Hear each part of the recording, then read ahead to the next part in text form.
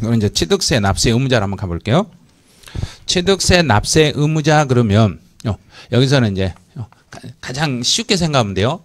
납세 의무자 그러면 그 물건을 그 위에 있는 지문을요. 요 단어를 요 세금 종류 단어 있죠. 이 단어를 그대로 밑으로 쭉 내려버리면 돼요. 내려버리면 돼요. 그럼 누가 취득세 내야 될 의무가 있다는 이야기인가? 취득한 사람. 그러면 돼요. 그럼 그 물건을 취득한 자. 취득한 자 이렇게 가는 거예요. 근데 취득한 자인데 여기다 이제 살만 살짝 붙이면 돼요. 그 물건을 취득한 자인데 그 물건에다가 등기나 등록을 한 사람 그래야 된가요? 등기 등록을 안 해도 그래야 된가? 안 해도. 그러면 내가 물건을 사가지고 예를 들어 책을 하나 샀다고 생각해봐요. 책을 한 권 샀으며 이 책 사고 나서 이 책에다가 이름을 쓰면 그때부터 내 책인가요? 돈 주면 내 책인가? 돈 주면. 그럼 해결됐네. 집을 사도 내 집 사가지고 돈 주면 내 집인가요? 집에다가 등기하면 내 집인가? 돈 주면 내 집이죠. 내가 차를 하나 샀어요. 차 샀어요. 차에다 등록을 하면 내 차인가요? 돈 주면 내 차인가요? 돈 주면. 그거 아주 간단한 논리예요. 이렇게 간단한 논리를 막 이걸 외우려고 그래요. 그럼 이제 등기 등록을 불문한다는 이 말만 알면 돼요. 이 말을 사실상이라고 그래요. 그래서 사실상 취득한 자 이렇게 가는 거예요. 그래서 제일 중요한 게 사실상 그 단어를 해석하는 거예요. 사실이라는 단어를 해석해 보세요. 거기에 사실상 취득한 자 그랬으니까 실제로 취득한 자 그랬으니까 이 물건을 취득해서 이름을 쓴 사람 그래야 된가? 안 써도 그래야 된가? 안 써도. 그럼 문제는 이렇게 내는 거예요. 민법상 등기나 등록을 이행한 경우에 한하여 취득세를 부과합니다. 틀렸네요. 알아버렸네. 시험 문제는 이제 알아버린 거예요. 그러면 이제 분명히 그 다음에 이제 그 다음 지문으로 해석할 지문이 그 다음에 요 취득이라는 요 단어 해석이에요. 제일 먼저 이 사실이라는 요 단어를 해석하시고 그 다음에 취득이라는 단어를 해석하시고 그럼 이제 취득이라는 요 단어는 요거는 이제 어떻게 해석이 되냐면 소유권 주장. 소유권 주장. 그럼 소유권 주장입니다. 소유권을 주장합니다. 이 말은 이게 뭔 말인지 모르겠다. 그러면 내 거라고 주장할 수 있는 사람, 이 사람이 세금 내는 거예요. 자기 거라고. 이게 이 물건이 내 것이어야 할 수 있는 사람이 내는 거예요. 자, 그럼 이제 첫 번째 내용 봐보죠. 건축물에 부속 설비를 가설했네요. 이 말이 뭐냐면 이 건물이 있는데 이 건물에다가 지금 우리 이 학원 건물이에요. 이 건물에 에스컬레이터를 설치했다고 생각을 해봐요. 자, 그럼 에스컬레이터를 설치하는 순간 이 건물의 값어치는 그대로 가만히 있겠는가? 올라가겠는가? 뛰죠. 그럼 이제 잘 생각하셔야 돼요. 이 건물에 세입자가 이 건물에다가 에스컬레이터를 설치한다. 세입자가 설치하더라도 세입자 값어치가 뛰는가? 건물 값어치가 뛰는가? 건물 값어치가 뛰니까 건물은 세입자 건물인가? 건물주가 따로 있는가? 건물주가 따로 있죠. 그럼 세금은 세입자가 낸다? 건물주가 낸다? 바로 그렇게 푸시는 거예요. 이 논리를 알아야 이걸 알아야 요 문제 지문들을 다 풀 수 있는 거예요. 그런데 막 갖다 외우는 거예요. 암기하다 보니까 이런 개념들이 생각 안 나니까 암기 안 되는 거 못 푸는 거예요. 자, 그럼 이제 볼게요. 건물에 부속 설비를 가설했다. 가설했다고 해서 가설한 사람이 중요한가요? 건물 값어치가 중요한가요? 건물 값어치가 중요한 거죠. 그래서 그 건물의 값어치가 올라갔으니까 건물 주인이 세금을 내는 거예요. 그래서 그 건물 주인을 주체 구조부 취득자라 하는 거예요. 그렇게 세금 내는 거예요. 그다음에 상속을 받았다. 그 상속을 받으면 사망자의 재산을 받은 사람은 누구의 값어치, 그 재산은 이제 누구한테 넘어갔는가? 상속인. 그러면 상속인이 여러 명 이렇게 있으면 이 중에 한 사람한테 넘어가는가? 모두에게 넘어가는가? 모두. 그러면 상속인 한 사람이다. 상속인 각자다. 각자. 봐요. 안 풀어도 그냥 쭉 읽어버리니까 나오네. 그럼 상속은 상속인 각자. 각자가 중요한 거예요. 그다음에 조합원용으로. 그럼 예를 들어 제가 이 물건을 제가 조합이에요. 제가 이제 주택 조합인데 여기 계신 분들이 조합원이에요. 그래서 제가 부동산을 살 때 조합에서 조합원들용으로 부동산을 샀어요. 조합원용으로 샀으니까 소유권을 조합이 주장하는가? 조합원이 주장하는가? 조합원. 됐죠? 그럼 세금 누가 낸다? 조합원. 그게 이번 30회 기출문제예요. 이런 게 조합원이 납세 의무를 지겠습니다. 그럼 내용 읽을 것도 없잖아요. 이 소유권 주장할 수 있는 사람, 이 사람이 꼭 등기해놓고 주장한다, 안 해도 주장할 수 있다. 봐요. 이 지문만 가지고도 납세 문제를 싹 풀잖아요. 이렇게 연습을 하셔야 문제들이 나중에 풀리시는 거예요. 그다음 지목을 변경했다. 생각해봐요. 토지에 지목을 바꿨다는 이야기는 땅의 이름을 바꿨다는 이야기예요. 이름을 바꿨으니까 새 땅을 샀는가? 그 땅 그대로 가지고 있는 건? 그 땅 그대로 가지고 있으면서 이름이 바뀌면서 값어치 올라가는가 떨어지는가? 올라가니까 사지도 않았으면서 값어치가 올라갔으니까 그 땅 뭐 한 사람이 세금 내는가? 취득한 사람은 이제 소유한 사람, 가지고 있는 사람. 그래서 소유자라고 말하는 거예요. 그때는. 이렇게 말하는 거예요. 그래서 문제를 이제 지문을 읽을 때 그냥 이거 막 애올라가면 안 되고 이 가장 대표적인 단어가 뭔가를 보고 그 단어를 풀어버리라는 이야기예요. 그러면 바로 쭉 풀리게 돼 있어요. 그 정도예요. 그 다음에 이제 하나 예를 들어 볼게요. 제가 가지고 있는 부동산이 하나 있어요. 내 형이 가지고 있는 부동산이 있어요. 그럼 나하고 형하고 부동산을 맞바꾸면 나는 취득세 안 내겠는가 내겠는가? 내죠. 형은 내겠는가 안 내겠는가? 내죠. 이게 시험이라고 오래 낸 거예요. 형제간에 부동산을 교환했습니다. 그럼 취득세 안 낸다? 낸다. 당연히 낸다. 왜?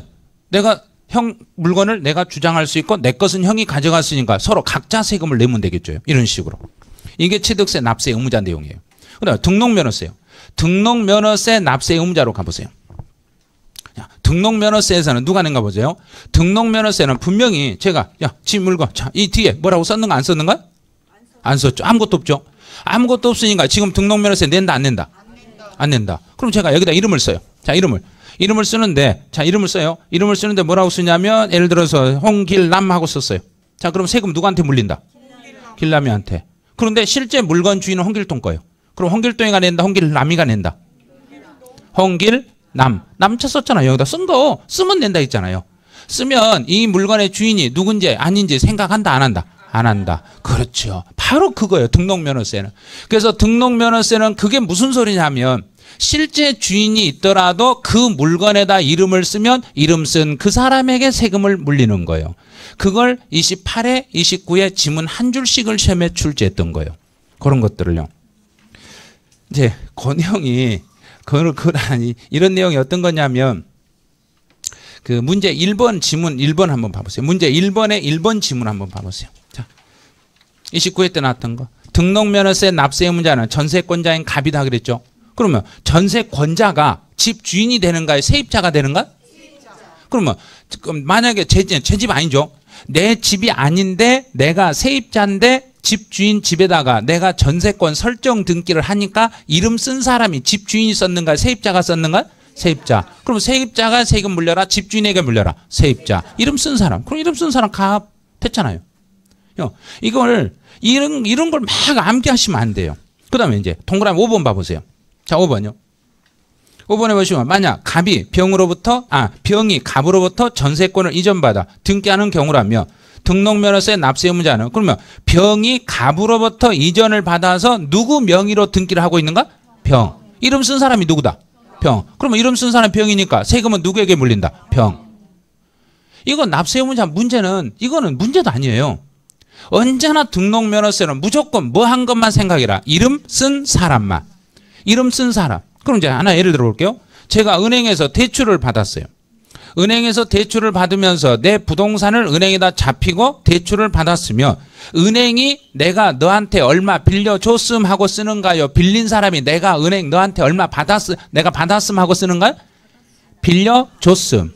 은행 너 나한테 나중에 돈 줘야 된다? 은행이 쓰는가요? 내가 쓰는가요? 은행이 쓰는 거예요. 그래서 은행 이름이 어느 은행에서 얼마 대출하고 은행 이름이 써야죠. 밑에가 무슨 은행. 그러니까 이름을 은행이 썼는가 내가 썼는가? 은행. 그럼 세금은 은행이 낸다 내가 낸다? 은행이 내는 거예요. 이름 쓴 사람이 은행이니까. 등기부상에 이름이 기록되면 기록된 사람에게 물리는 거예요. 그러면 예를 들어 볼게요. 만약에 내가 물건을 구입을 했어요. 구입을 해가지고 내 이름으로 등기를 못하고 우리 부모님 이름으로 등기를 해놨어요. 그럼 등록면허세 누가 내야 되는가? 부모님이. 이름 쓴 사람이 내는 거예요. 물건 주인은 아니어도. 그게 바로 무슨 뜻이냐면 여기 나와 있는 명의자 과세라는 게 그 말이에요.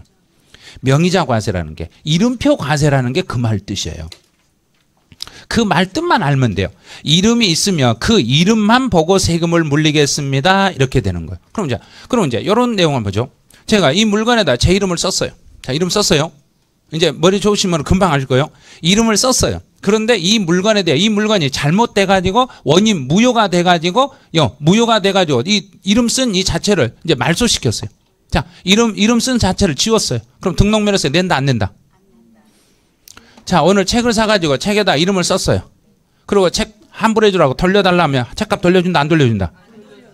그러면 등기부상에 이름을 한 번 썼으면 이게 무효가 되더라도 등록면허세는 돌려준다 안 돌려준다? 안 돌려준다. 그게 답이에요. 그런 거예요. 무지 단순한 거죠, 이게.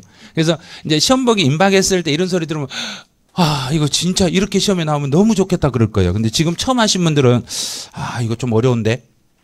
조금 어려우실 거예요. 왜냐하면 제가 처음에 그랬잖아요. 이건 마지막에 정리하는 내용이라고요. 진짜 최종 정리하는 거라고. 그 다음에 이제 재산세로 가봐요. 재산세 납세 의무자는 딱 하나예요. 6월 1일 현재. 6월 1일 현재 그 물건을 소유한 자. 자, 6월 1일 현재 소유한 자. 그럼 6월 1일 현재, 6월 1일이라는 요 단어를 요걸 가지고 시험에서 11번인가를 냈어요. 6월 1일을 아는가? 6월 1일 현재 소유한 자인데 여기서 이 소유라는 것은 실제 소유자에게 물리는가요? 서류상 소유자에게 물리는가? 실제 소유자. 그럼 여기는 사실상. 자, 그럼 제가 이 건물을 제가 이 건물주라 봐요. 이건 이 건물주인데 세금 안 내려고 제가 여기다 등기를 안 해놨어요. 자, 등기 안 했으면 나에게 재산세 안 나온다? 나온다? 나온다. 등기를 안 했더라고. 요 말 뜻이 등기 등록을 불문한 이 뜻이에요. 그래서 세법에서는 사실이라는 용어가 나오면 등기를 했던 안 했던 요거 상관없이 이렇게 해석하시면 돼요. 그럼 이제 공유재산 한번 연습해 보죠. 자, 요 물건 이게 건물이라 봐요. 이 건물을 저하고 제 배우자가 공동으로 소유하고 있어요. 이 물건을 나와 배우자가 공동명의로 가지고 있으면 세금은 그 중에 한 사람만 내는가요? 각자 내야 되는가? 각자 내는 거죠. 그럼 멋대로 내면 되겠는가? 지분대로. 지분대로. 만약에 지분 표시가 없으면 정부가 납세자에게 당신 거 얼마예요? 물어보고 물리겠는가? 그냥 막 잘라서 물려버리겠는가? 막 잘라서. 그래서 지분 표시가 없으면 두 사람이 공동명의라고 나오면은 두 사람한테 전화하는 게 아니라 두 사람으로 반땅해가지고 50%씩 물려버린 거예요. 그래서 균등하게 물려버린 거예요. 그거는요. 그래서 거기에 지분 표시가 없음 균등 분배 그랬죠. 그 다음에 이제 이런 게 있어요. 자, 이 물건에다가 재산세는 이거 논리만 알면 돼요. 재산세 세금을 계산하고 고지서를 보낼 때는 딱 논리가 딱 한 가지예요. 재산세는 먼저 세금부터 계산을 해요. 정부가 세금부터 계산하고 세금 이 물건 주인이 누군가를 찾아요. 자, 세금부터 계산하다 보세요.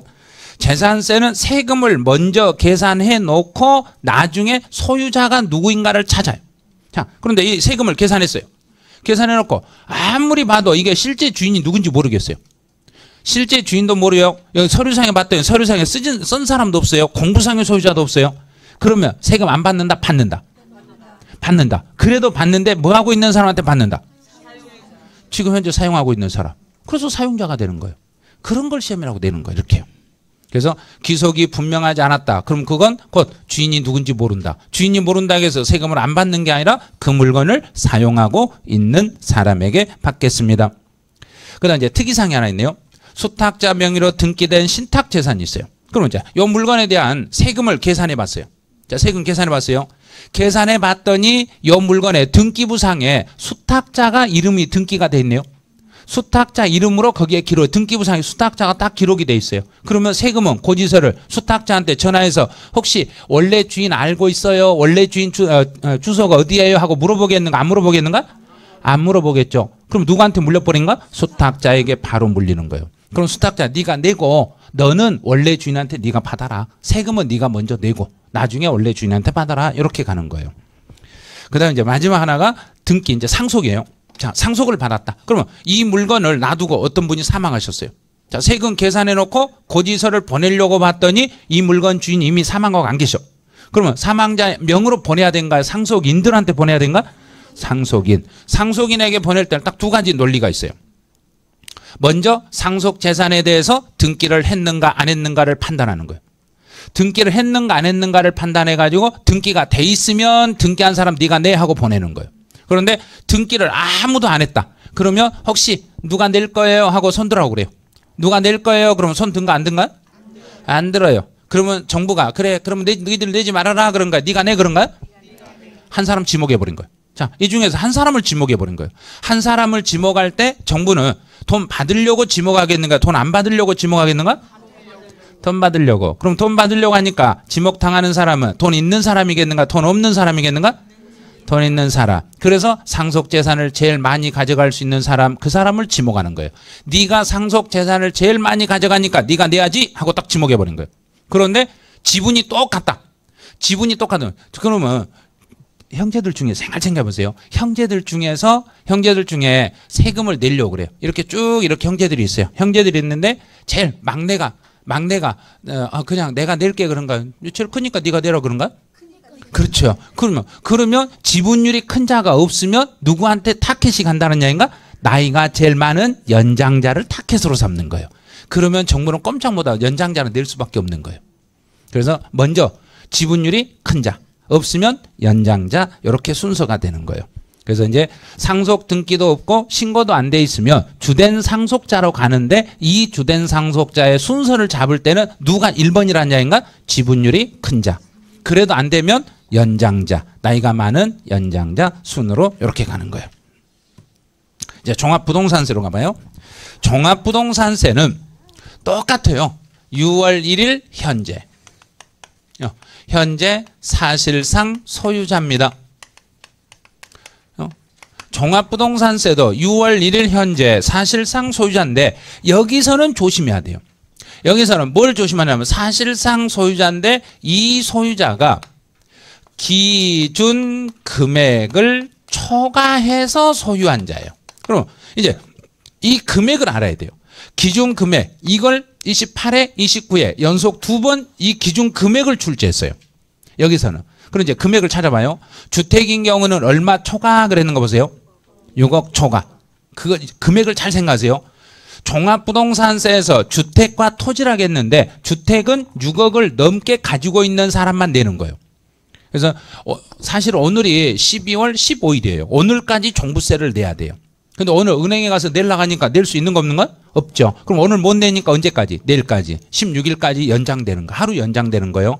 그래서 납부 기한이 마지막 날이 공휴일이 되면은 그 다음 영업일로 가는 거예요. 그럼 이제 기준 금액인데 6억을 초과했다. 그러면 집 하나당 6억 초과 그래야 된가요? 내가 가진 거 합쳐서 6억 초과 그런가? 합쳐서 바로 위에 합산과세를 하겠잖아요. 그래서 종부세는 그 사람이 가진 집을 다 더해서 6억이 넘으면 종부세를 물리겠습니다. 이제 토지는 토지 중에서 우리 종합합산, 별도합산, 분리과세 세 가지가 있는데 어떤 땅은 종부세 안 물려요 그랬는가? 그렇죠. 분리과세. 이번에 답이 그 시험 문제 답이 일어났잖아요. 분리과세는 종부세 안 나오니까 종합합산, 별도합산만 종부세 대상인데 종합합산은 금액이 5억 초과, 별도합산은 80억 초과. 요 기준 금액들을 여기서는 익히셔야 돼요. 자, 기준 금액이요. 다시 한번 가보죠. 기준 금액에서 주택은 6억 초과, 종합합산 5억 초과, 별도합산 80억 초과. 이거 31회 시험을 보시는 분들도 요 기준 금액은 알으셔야 돼요. 요 기준 금액은 6억, 5억, 80억을 초과하면 종부세를 물리겠습니다. 그래요. 그다음 이제 양도소득세라 보세요. 양도소득세에서는 이제 이 양도소득세는 양도한 개인이 납세 의무를 지는 거예요. 양도한 개인이에요. 요 개인이 납세 의무를 지는데 이때 개인을 거주자인 개인과 비거주자인 개인으로 나눠요. 그럼 납세 의무를 정할 때 거주자인 경우는 국내에서 벌어들인 소득과 국외에서 벌어들인 소득 모든 소득에 대해서 납세 의무를 지고 비거주자인 경우는 국내 소득만 납세 의무를 지겠습니다. 이렇게 내는 거예요. 그러면 여기에서 지문을 한 줄을 출제해요. 이번 30회 시험도 여기에서 한 줄을 출제했어요. 그러면 어디를 타켓으로 삼냐면 이제 만약에 여러분이 출제 이혼이라고 생각해봐요. 출제 이혼이면 거주자와 비거주자 중에서 누구를 타켓으로 삼는 게 좋겠는가? 거주자. 우리나라에 살고 있는 사람 당연하죠. 거주자인데 이 사람이 우리나라 것을 타켓으로 삼겠는가? 외국 걸 타켓으로 삼겠는가? 그렇죠. 외국 거. 그래서 이번에 시험 문제 외국 거 타켓으로 삼아서 이걸 시험 문제 냈잖아요. 30회. 출제 이혼이 돼보시면 금방 알아요. 이걸 가지고 내야 헷갈리니까. 그러면 국외소득, 외국에서 벌어들인 소득이 있는데, 자 이제 여기 갈게요. 외국요. 국외 자산이요. 외국에 있는 자산을 양도했다. 그럼 국외 자산을 양도하면 실제 거주자는 우리나라에 주소를 두고 살고 있는 사람과 우리나라에 들어와서 발바닥 며칠 이상 붙어 있으면 그랬던가? 183일. 그렇죠. 183일만 붙어 있으면 거주자예요. 그런데 183일 이상이 우리나라에 붙어 있다고 해서 그 사람에게 바로 양도소득세를 물려버리면 대한민국 무서워서 6개월 이상 여행 오겠는가 못 오겠는가? 못 오죠. 못 오는 거예요. 그래서 그걸 방지하기 위해서 예외적으로 국외자산을 양도했을 때는 우리나라에서 5년 이상을 살았던 사람만 세금 물리는 요 규정을 시험에서 내는 거예요. 그래서 올해도 요걸 시험에서 내는 거예요. 5년 이상. 그럼 거기에 5년 이상을 강조해 보세요. 끝에 보시면 국외자산을 양도했을 때는 우리나라에 몇 년 이상 주소나 거소를 둔 사람 그랬는가? 5년 이상 주소나 거소를 둔 사람에 한해서 납세 의무를 지겠습니다. 원래는 며칠 이상 살면 세금을 물려야 되는데 그렇죠.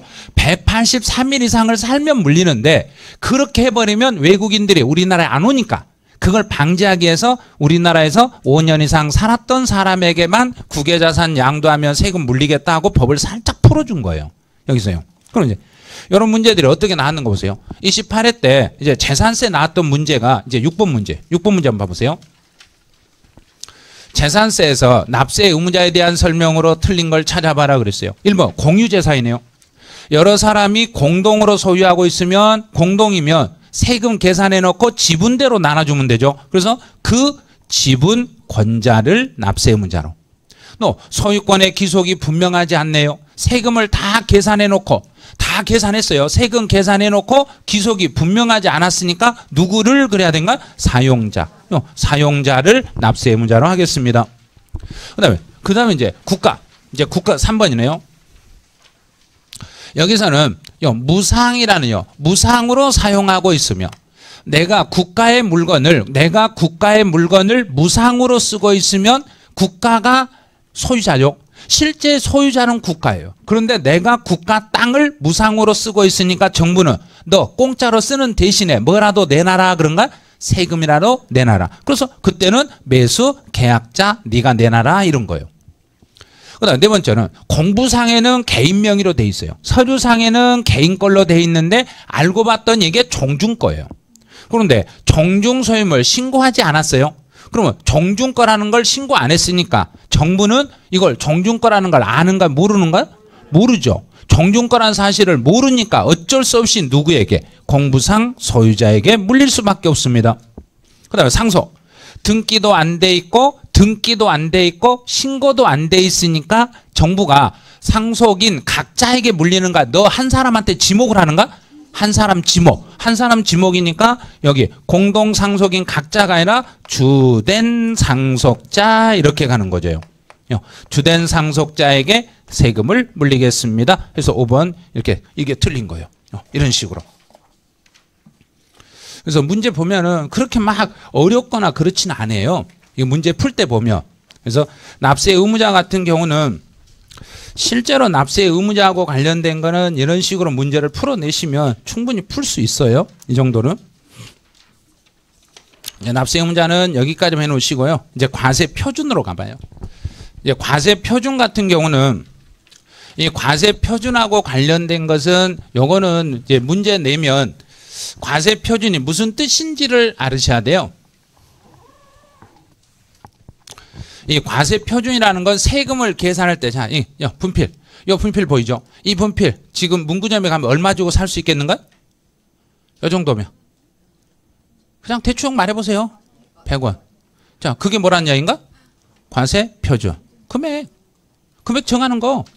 금액 정하는 게 과세 표준이에요. 별것 아니에요. 그러니까 복잡한 거 하나도 없어요. 그런데 다시 이제 자, 제 손에 들고 있는 거, 지금 얘 왼손에 들고 있는 거요. 이거 얼마면 사겠는가? 500원. 그럼 500원 과세 표준이에요. 나는 1,000원 주고 샀는데요. 그럼 그 사람 1,000원이 과세 표준이에요. 나는 10,000원 주고 샀는데요. 그럼 나는 10,000원이 과세 표준이에요. 그럼 내가 물건을 사는 사람이 내가 샀던 금액 그대로 신고하라는 이야기인가? 거짓말하라는 이야기인가? 그러면 그게 뭐라는 이야기인가? 실거래가. 실거래가라는 소리예요. 그게. 그런데 저걸 얼마로 거짓말할까? 얼마로 쓸까? 얼마로 해야만 세금이 적게 나올까? 이 생각하니까 어려운 거예요. 오늘 시험 볼 때는 있는 그대로만 하면 되는 거예요. 그렇죠? 봐요. 취득세의 과세 표준. 과세 표준은 얼마 이 말이에요. 얼마로 할까? 이런 뜻이에요. 얼마로. 그러면 취득세에서는 내가 물건을 샀을 때 그러면 그 취득 당시에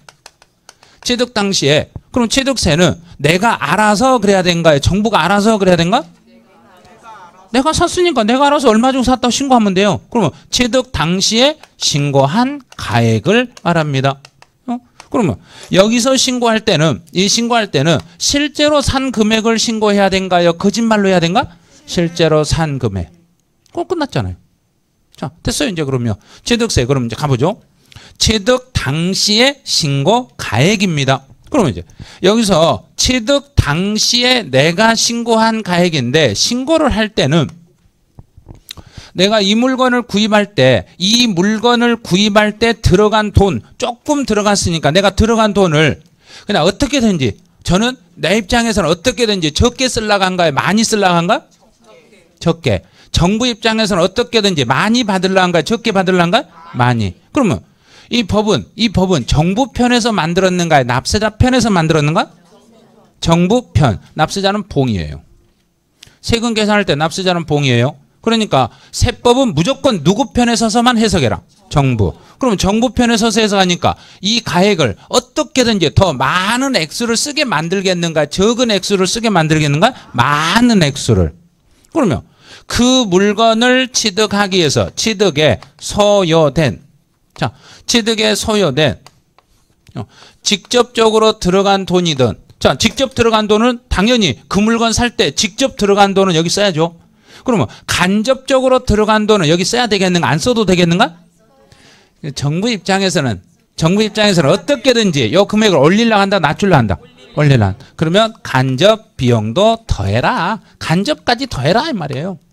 그러면 다 똑같이 하면 돼. 뭘 생각하냐면 30일에 공인중개사 자격증 취득하기 위해서 학원 수강료만 갖다 쓰라는 이야기인가요? 수강료 말고 다른 것도 다 쓰라는 이야기인가? 다 쓰라는 소리예요. 오늘 일요일날 오늘 원래 학원이 없는데 오셨잖아요. 왔으니까 오늘 온 교통비까지 쓰라는 이야기예요.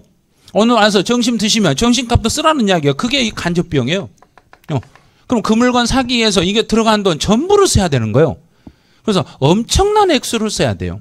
그러면 실제로 직접 비용과 간접 비용을 일일이 열거를 다 해줘요. 일일이 열거해주고 무엇과 관계 있는 것은 전부 더해라 그래야 된가? 취득과 관련돼. 이것만 생각하면 돼요. 아, 요거 취득과 관계 돼 있겠네? 그럼 당연히 더하는 거고. 관계 없겠네? 그럼 당연히 빼는 거고. 그걸 29에 계산 문제라고 출제한 거예요. 이걸요.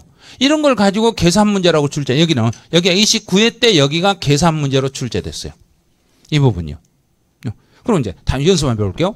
건설 자금이자다. 자, 건설 자금이요. 건설 자금이자. 여기서 건설이라는 거 뭐냐면 취득이에요. 그 물건을 여기다 이제 넣어볼게요.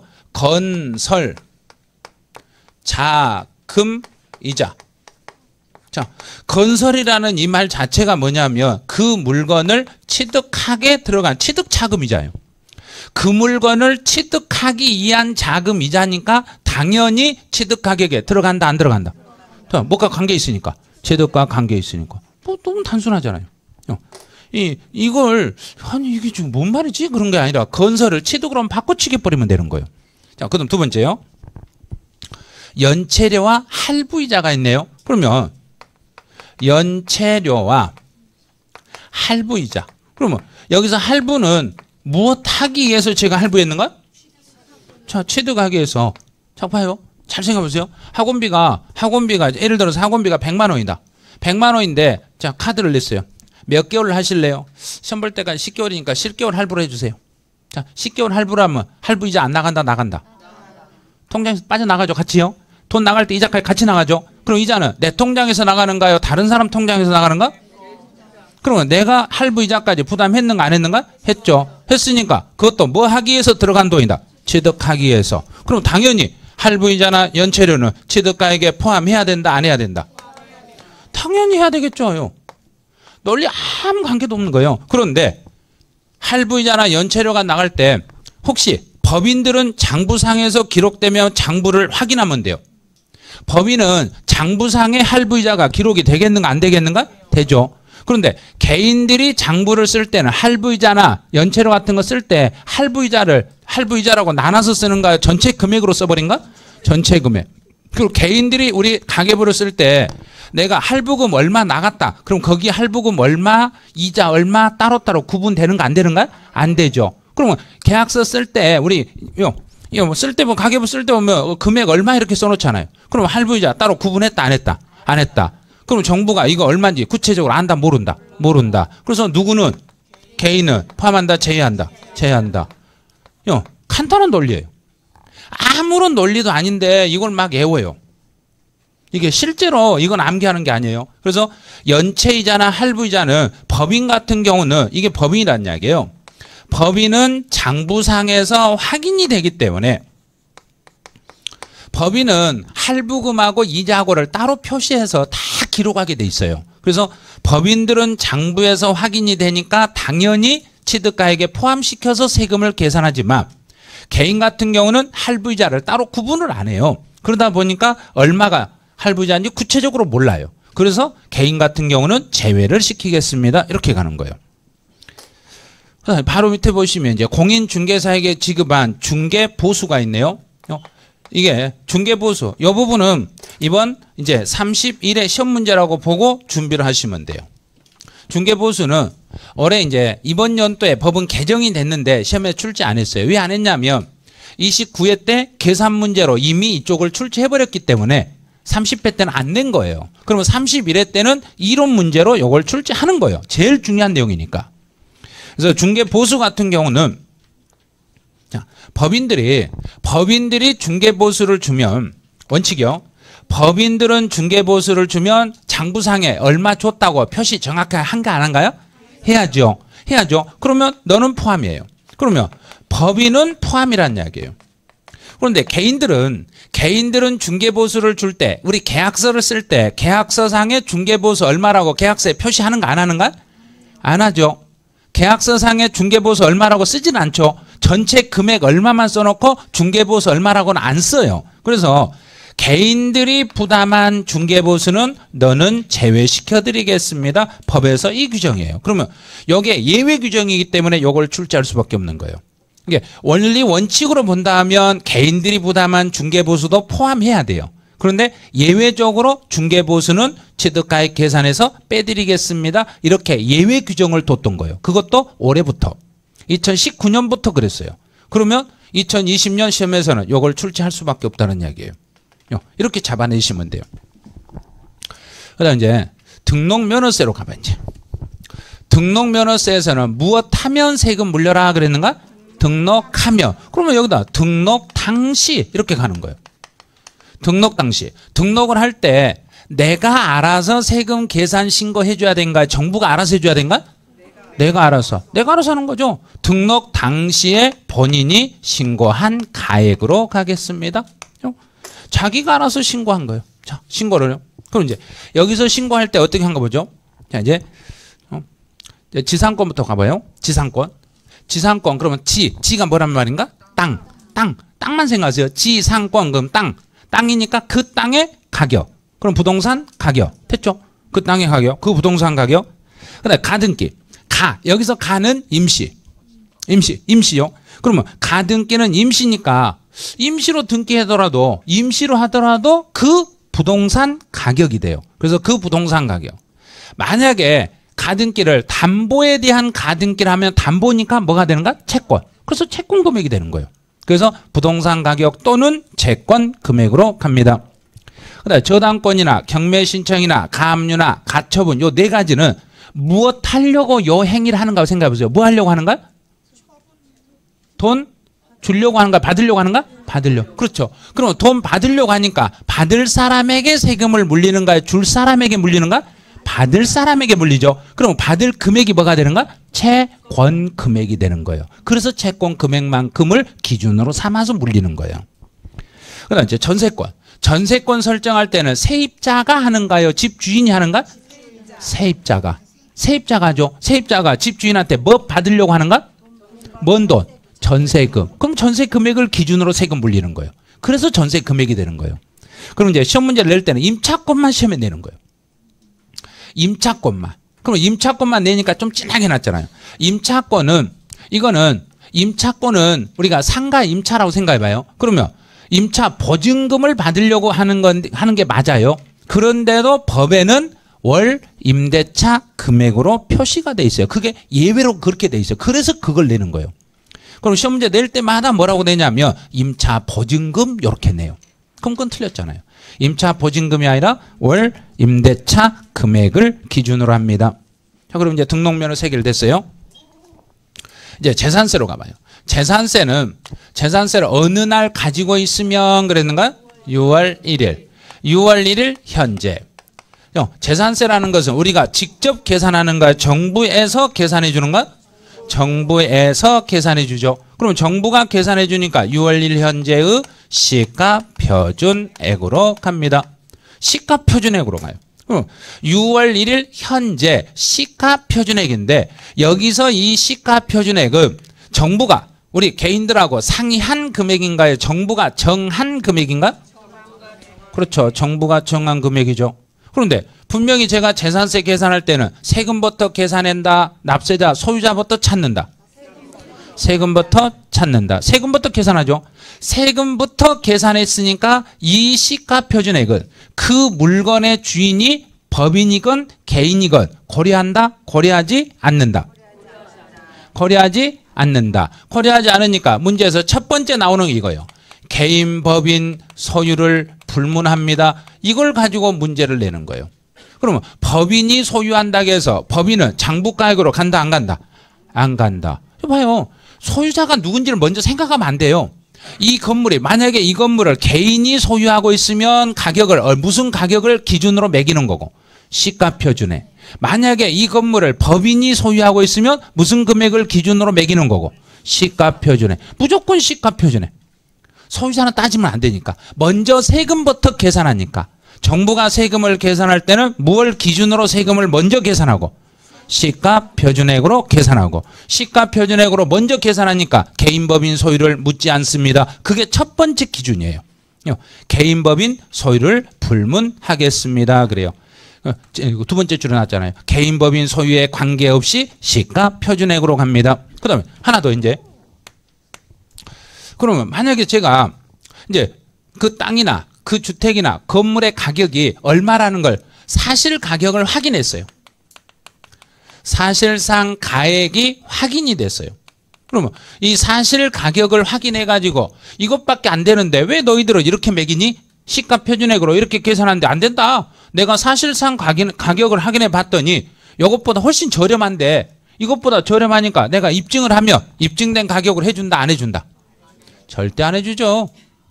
재산세는 세금부터 계산한다 했어요. 납세자 말을 절대 안 들어요. 그러면 사실 가격이 확인돼도 시가 표준액으로밖에 안 됩니다. 이걸 시험이라고 이렇게 내는 거예요. 이런 것들요. 그럼 바로 밑에 써져 있잖아요. 거기에 사실상 가액이 확인되는 경우에도 시가 표준액으로 갑니다. 그러게 이렇게 계속 시가 표준액을 고집을 하니까 이 금액으로 가니까 납세자들이 너희들 해도 너무한 거 아니냐? 왜 이렇게 세금을 많이 물리냐? 이렇게 따지니까 좋다. 그러면 우리도 공정하게 해줄게. 그래서 나왔던 게 공정시장 가액 비율을 출제했던 거예요. 그래서 공정시장 가액 비율은 뒤에 퍼센트는 체크해서 기억하셔야 돼요. 토지와 건축물은 70%예요. 토지와 건축물은 70%, 주택인 경우는 60%를 적용합니다. 그래서 토지 건물은 70%, 주택은 60%를 적용하겠습니다. 그래요. 이제 종합부동산세로 가네요. 종합부동산세도 어느 날의 가격으로 매기면 되겠는가? 6월 1일 현재. 6월 1일 현재 정부 공시 가액으로 가겠습니다. 이름을 이상한 말을 썼네요. 앞에서 재산세 설명할 때는 지금 뭐라고 썼는가? 시가 표준에. 근데 종부세 할 때는 공시 가액. 똑같은 거예요. 똑같은데 국세하고 지방세를 구분하려고 지방세에서는 시가 표준에, 국세에서는 공시 가액 이렇게 쓴 거예요. 그다음에 종부세에서는 이제 기준 금액을 넘어야 된다 했죠. 그러면 주택인 경우는 얼마가 넘으면 종부세를 물리고 6억 초과. 그럼 전체 금액에서 얼마는 빼고 물린다. 그렇죠. 바로 그 말이에요. 그래서 그 주택 봐보세요. 공시 가격을 합한 금액에서 6억을 빼고 뒤에 공정시장 가액 비율 몇 프로 곱했는가요? 90%. 뭔 소리 하는 거예요? 지금 올해 85%인데 왜 90이라고 써요? 어떠 아닌가요? 그래요. 내년부터 90%로 바뀌어요. 개정이에요. 내년에는 95%. 만약에 32회 시험을 준비하고 있다. 그러면 32회 때는 95%. 33회를 준비하고 있다. 그때는 100%. 1년에 5%씩 인상이 돼요. 그럼 종부세가 매년 5%씩 계속 올라간다는 이야기예요. 지금부터. 그래서 아니 이거 하나만 봐도요. 내년에 종부세는 올해보다 더 나온다는 소리죠. 지금 내일까지 종부세 내시는 분은 아이고 또 죽었네. 그러면 이거 내년에 팔아야 되나 말아야 되나 이런 생각하실 거예요. 이것만 올라간 게 아니라 내년에 또 공시가격이 또 올라가잖아요. 공시가격 올라가지요. 공정시장가격비 올라가죠. 그러면 지금보다 세금이 꽤 많이 나오겠죠 또. 그런데 또 세율이 누진율이니까 엄청나게 나오겠죠. 그래서 이것 때문에 내년 상반기에 부동산 주택들을 내놓을 거라고 금매가 나올 거라고 전부 다 예상하는데 금매 나올 건 이미 다 나오고 없어요. 나올 건 이미 다 나오고 없어요. 그러니까 이거 아무리 올려도요 나올 게 없어요 지금. 왜? 내 집 하나밖에 없는데 내가 어떻게 팔아요? 그 집을. 집값이 너무 올라가지고 내 집 하나밖에 없는데 집값이 올라서 세금 더 물리면 방법이 없어요 지금. 그래서 내년에는 90%로 올라가요. 이미 이건 법이 작년에 결정이 돼가지고 바꾸지 않아요. 그래서 90이라고 써놓은 거예요 거기에. 그래서 일단 90%를 곱하는 거예요. 90%라고 체크하세요. 그러면 주택인 경우는 얼마 빼고 90% 곱한다. 6억 빼고. 그러면 종합합산 토지는 얼마 빼고 90% 곱한다. 5억. 별도 합산은 80억 빼고 90% 곱한다. 그럼 빼기만 잘하면 돼요. 그러면 기준 금액을 알아야 이걸 푼다는 이야기예요. 그 다음에 이제 양도소득세로 가봐요. 양도소득세에서는 이 양도소득세에서 여기에서 계산 구조 나오죠. 양도소득세 과세 표준 문제에서는 해년마다 2개에서 3개가 나와요. 잘 체크하세요. 거기 양도소득세 과세 표준 칸 있죠. 그 칸을 나중에 공부를 좀 많이 하셔야 돼요. 지금은 제가 식만 알려드리는데 요 식만이 아니라 엄청나게 많이 하셔야 돼요. 양도 가액에서 출발을 해가지고 취득 가액을 빼고 또 필요 경비를 빼요. 필요 경비를 이렇게 빼면 양도 차익이 나와요. 이제 문제는 여기까지 해서 한 문제가 나와요. 양도 차익까지 계산하는 거 여기까지 한 문제를 출제하는데 구체적으로 취득 가격이 뭐고 필요 경비가 어떻게 되고 양도 차익을 어떤 식으로 계산하는가 요거에서 하나를 출제해요. 그러면 양도 차익이 나오면 장기 보유 특별 공제라는 걸 또 빼요. 장기 보유 특별 공제를 이렇게 뺐어요. 장기 보유 특별 공제를 빼고 나면 양도 소득 금액 이렇게 나와요. 양도 소득 금액에서 다시 양도 소득 기본 공제를 빼요. 여기까지 빼고 나면 양도 소득 과세 표준이 나와요. 과세 표준에다 세율을 곱하기 하시면은 산출 세액이 나와요.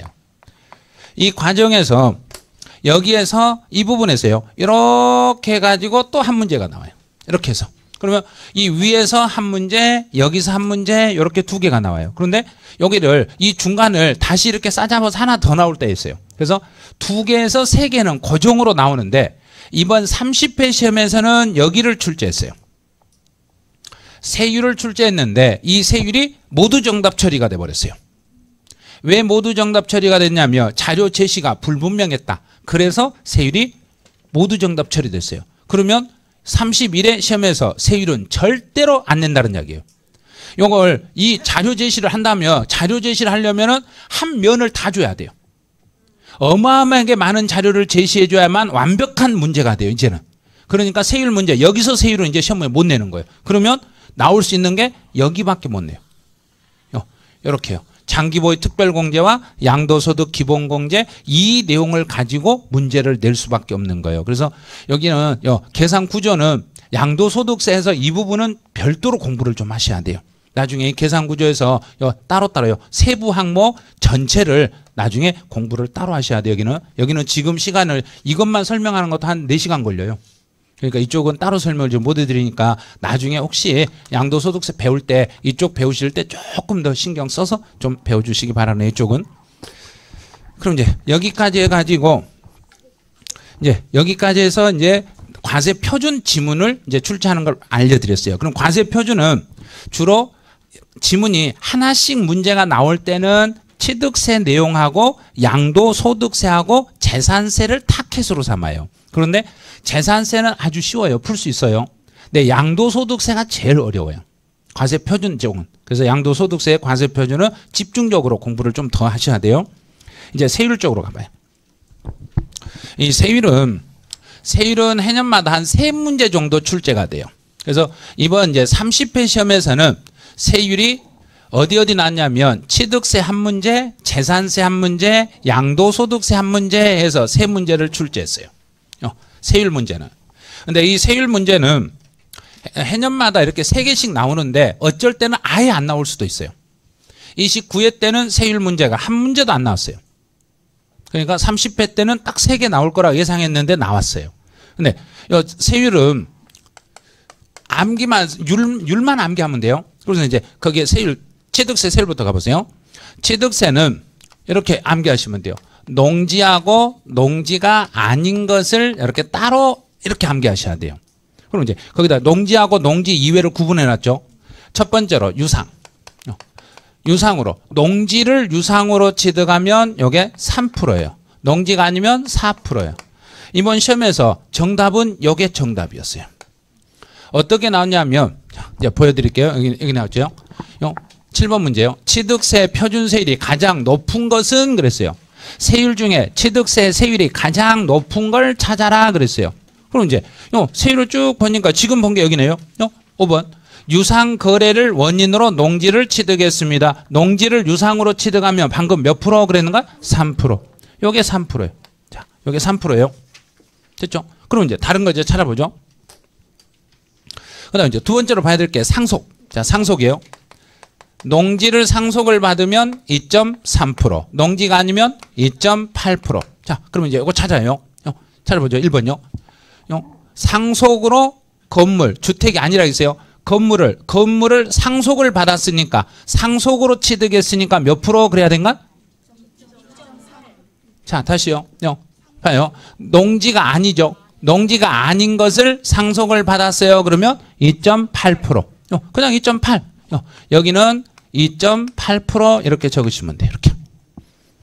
예, 여기까지 됐죠? 그 다음에 보는 게 증여예요. 자, 증여요. 증여를 받을 때는 개인이 증여를 받을 때와 비영리 단체가 증여받을 때. 개인이 증여받으면 3.5%를 적용하고 비영리 단체는 2.8을 적용해요. 자, 그럼 이제 이 중에서 나오는 거 보죠. 여기 나왔네요. 사회복지법인이 기부에 의하여 건물을 취득했다. 그러면 비영리 단체가 증여를 받았다는 얘기예요. 비영리 단체가 증여를 받으면 2.8%입니다. 이렇게 가는 거죠. 거기까지 됐으면 이제 그 다음에 이제 봐야 될 게 이 표에는 지금 없네요. 원시 취득이라는 게 있어요. 원시로 취득하면 2.8%입니다. 원시. 그 표에 들어있어요? 아, 있네요. 원시 취득 2.8 들어있네요. 어디가 숨어져 있네요. 예, 원시 취득은 2.8%입니다. 그러니 그 다음에 이제 그럼 여기 나왔네요. 영리법인이 공유수면 매립. 공유수면 매립이 원시죠. 원시로 취득했으니까 2.8%입니다. 2.8%. 그 다음에 공유물을 분할했습니다. 공동으로 소유한 물건을 분할했습니다. 공유물을 분할하면 2.3%입니다. 그러면 유상거래 원인으로 쭉 보니까 여기는 보니까 주택이네요. 주택은 이제 밑에 표를 봐보세요. 6억 이하의 주택은 1%예요. 1%죠. 그런데 6억 초과 9억 이하는 이거 뭐야 이거? 이상하게 써있죠. 뭐 수학 등식으로 써있죠. 이게 내년부터 법이 개정이 돼요. 이제 6억을 초과하고 9억 이하인 경우는 소수점으로 바뀌어요. 100만 원 단위로 세율이 달라져요. 그런데 여기 시험 문제 내겠는가 안 내겠는가? 안 내요. 못 내는 거예요. 그래서 공부하지 말라는 얘기예요. 그런 것들은. 이거는요. 그런데 여기에서는 지금까지는 어떻게 됐냐면 9억짜리 집은 2%였어요. 근데 지금은 6억을 초과한 6억 100만 원짜리, 6억 100짜리하고 9억짜리가 2% 똑같았어요. 그러니까 이건 너무 불합리한, 너무 불합. 그래서 6억 100, 6억 200, 그 100만 원 단위로 해서 소수점으로 넘어가요. 그러면 이제 계산할 때 엄청 복잡해요. 취득 당시에 가액을 1억으로 나누고 곱하기 3분의 1을 곱하고 빼기 3% 해가지고 거기서 빼요. 이런 걸 어떻게 공부를 해요, 이런 걸. 출제위원도 그런 거 안 내요. 걱정하지 마세요, 이런 거. 그래서 이 중에서요, 이것들 중에서 제일 높은 걸 찾아라 그랬으니까 몇 프로가 제일 높은가? 5번. 이 중에 하나라도 모르면 풀겠는가, 못 풀겠는가? 찍기는 왜 찍어요, 이런 걸. 이 정도요. 이 정도면 풀 수 있어요. 그다음 이제 등록면허세 세율이에요. 등록면허세 세율은 보면 유상 이전, 여기서 이제 유상으로 이전하면 이제 요령을 알려드릴게요. 자, 무슨 소리야? 갑자기. 자, 유상하고 여기서 이 세율을 등록면허세 세율을 요령을 알면 바로 풀 수 있어요. 등록면허세는 요 세율 있죠. 이 세율 중에서 여기서 빼기 2% 이러면 돼요. 왜냐하면 2%가 옛날 취득세거든요. 그럼 이제 이 세율이 두 개가 동시에 이렇게 두 개씩이 이렇게 나오면 이 중에 적은 걸 택하겠는가요? 높은 걸 택하겠는가? 높은 거 택해서 2 빼면 되겠죠. 자 봐요. 유상으로 이전하면 3하고 4 중에 높은 건 4%. 여기서 2를 빼니까 몇 프로? 자, 상속. 2.3하고 2.8 중에 높은 건 2.8. 그럼 상속 등기는 0.8. 그 다음에 개인 증여, 개인 비영리요. 둘 중에 높은 것은 3.5. 2 빼니까 1.5. 요령을 알면 풀겠죠. 그럼 이제 이 문제가 이제 8번 문제에서 등록면허세 이 문제가 이렇게 나오는 거예요. 자 볼게요. 등록면허세에서 뒤에 이제 요령이 있어요. 뒤에 권자로 끝나는 건 전부 0.2예요. 권자 무슨 뒤에 관광 하면 0.2 그러면 돼요. 전세권, 지역권, 임차권, 저당권 그럼 전부 다 뒤에 2자만 붙으면 돼요. 2.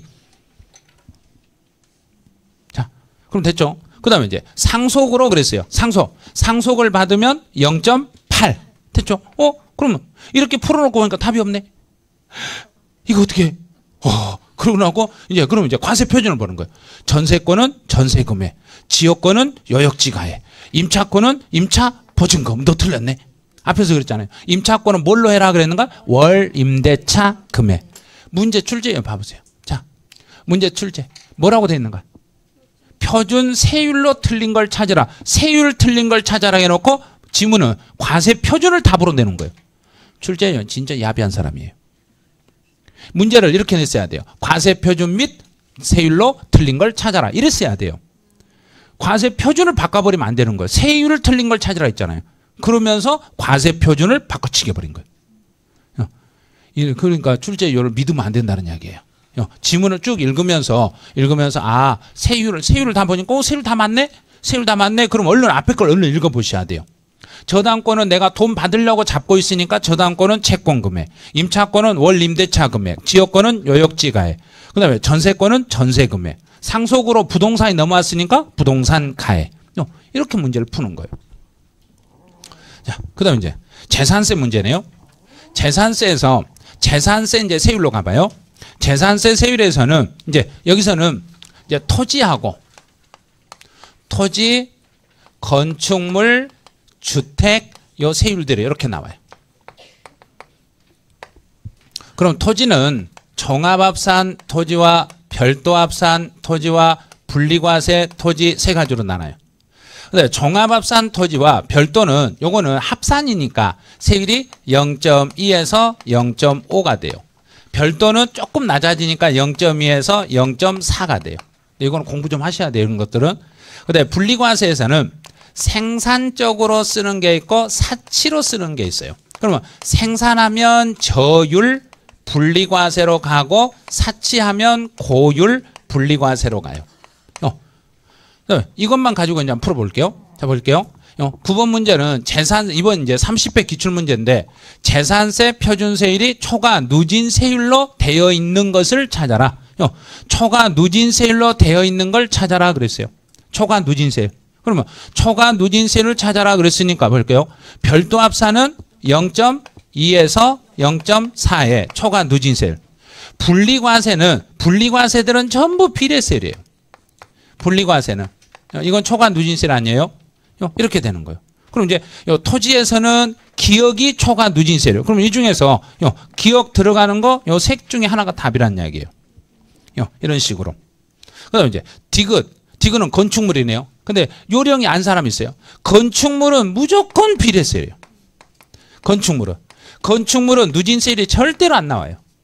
건축물은 비례세율이에요. 그러면 디귿 들어간 건 틀린 거예요. 틀렸어요. 그다음에 주택. 이제 니은 비례세율이니까 니은 들어간 거 틀렸죠. 그러면 몰라도 답은 찾았네. 3번. 그런데 주택은 경우는 어떻게 되냐면 주택은 0.1에서 0.4까지 초과 누진세율이에요. 그러면 답을 찾아냈잖아요. 그래서 여기 이 세율도 그 안에 들어있어요. 주택인 경우는 0.1에서 0.4. 공장 용지. 그러면 공장의 용지는 0.2. 별장은 4%. 사치도 4%. 근데 바로 밑에 보면 종합합산, 별도합산 이 두 가지는 초과 누진세율이에요. 주택은 초과 누진세율. 그러면 초과 누진세율로 갈 수 있는 것은 종합합산, 별도합산, 주택 요 세 가지만 초과 누진세율이에요. 이걸 이번 30회 시험 문제로 낸 거예요. 그럼 31회는 이렇게 못 내요. 이제 31회는 이런 거 못 내요. 그다음에 종합부동산세 같은 경우는 요거는 세율을 낼 수가 없어요. 왜냐하면 종합부동산세 세율은 시험 문제를 낼 수 없는 이유가 이번에 개정이 되면서 너무나 심하게 개정이 됐어요. 그래서 이걸 시험에 못 내요. 그래서 종부세 같은 경우는 지금도 보류하세요. 그다음에 양도소득세 세율로 이제 가봐요. 양도소득세는 세율이 토지, 건물일 때하고 주택일 때하고 세율이 달라요. 이렇게 달라요. 그러면 둘 다 미등기다. 자, 미등기요. 미등기 상태로 팔았습니다. 자, 미등기로 팔았어요. 미등기 상태로 팔았으면 땅이나 건물도 70%, 주택도 70%, 둘 다 70%예요. 미등기면. 그래서 등기 안 하고 팔면 이제 암기할 때 이렇게 하시면 돼요. 미등기로 팔면은 세금을 너무 많이 물려버리니까 이렇게 물려버린 거예요. 어떻게 물리는가? 미칠지경으로 물려버린 거예요. 그렇잖아요. 미등기로 팔면 70% 물려버린다. 이걸 29회, 30회 두 번 출제했어요. 이 지문을 두 번씩이나 출제했어요. 그다음에 보유기간에 따라서 보유기간이 1년 미만이다. 자, 1년 미만이에요. 1년이 안 된 상태로 등기하고 1년이 안 된 상태로 팔면 토지 건물은 50%예요. 그런데 주택인 경우는 40%예요. 토지 건물은 50%를 물리는데 주택인 경우는 40%만 물려요. 그다음에 이제 1년 이상, 2년 미만, 1년 이상, 2년 미만을 보유했다. 그럼 토지 건물인 경우는 40%를 물려요. 그런데 주택인 경우는 6에서 42%의 초과 누진세로 가요. 이제 차이가 났죠. 그다음에 2년 넘었다. 2년 이상이면 토지 건물은 6에서 42%를 물려요. 근데 주택인 경우는 그래도 6에서 42%를 이렇게 물려요. 이거는 이제 따로 공부를 하셔야 돼요.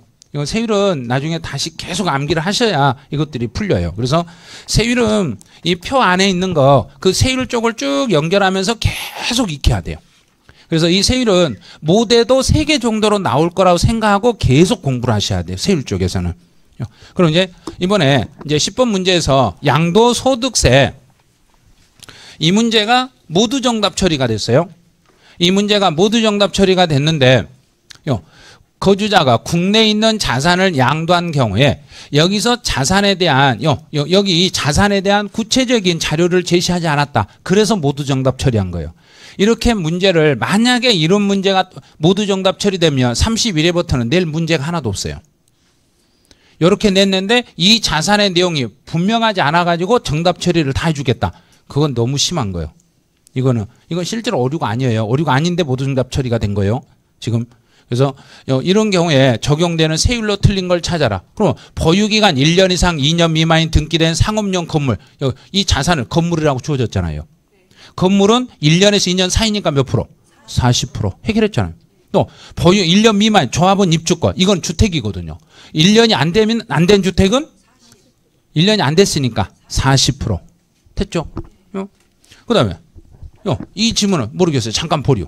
자, 그다음 과세 표준이 1,200만 원 이하인 등기된 비사업용의 토지다.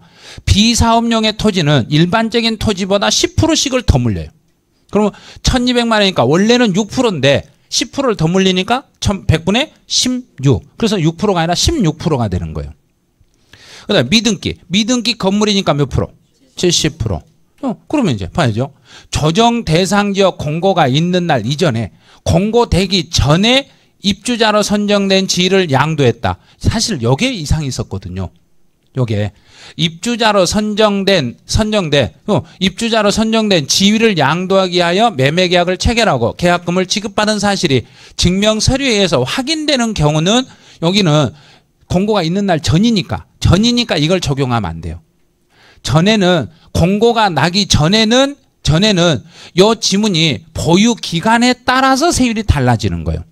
보유 기간에 따라서 달라지니까 상황에 따라서 1년이 안 됐으면 50%가 될 수도 있고 1년에서 2년 사이면 40%가 될 수 있고 2년 넘었으면 초과 누진세율이 될 수 있어요.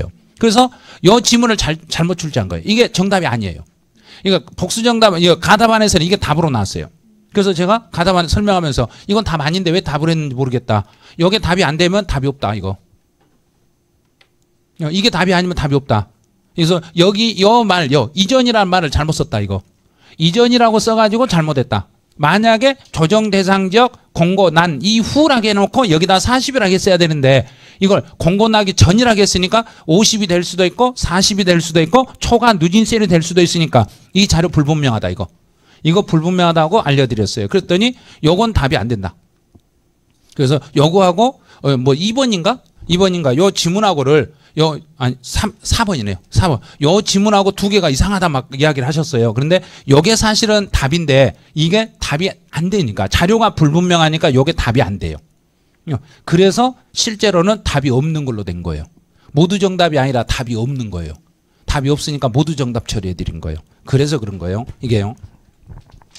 그럼 세율은 이제 여기까지예요. 그럼 세율까지 여기까지 딱 정리하면 시험 문제가 몇 개 정도가 해결되시냐면요. 전체 합쳐서 8개에서 9개 정도가 해결이 돼요. 여기까지가. 그다음에 이제 마지막으로 징수 방법부터 밑에까지 이 부분까지 해가지고 총 여기에서 3문제가 나와요. 여기에서 끝에까지. 지금 이 마지막까지 3개가 나와요. 그럼 3개가 나오면 그 3문제만 맞추면 12개가 나와요. 그래서 이 표 하나 가지고 12개를 해결할 수 있는 거예요. 이 표 한 장 가지고. 그래서 시간이 원래는 12시까지인데 지금 시간이 2시부터 아마 정립시간을 하시니까 1시에서 1시 한 10분 정도까지 아마 진행을 해야 될 거예요. 그래서 1시간 정도 더 하고 끝내야 되니까 이제 시간은 지금부터 한 5분 정도? 5분만 쉬었다가 바로 갈 거니까요. 5분 안에 다시 들어오시기 바라네요.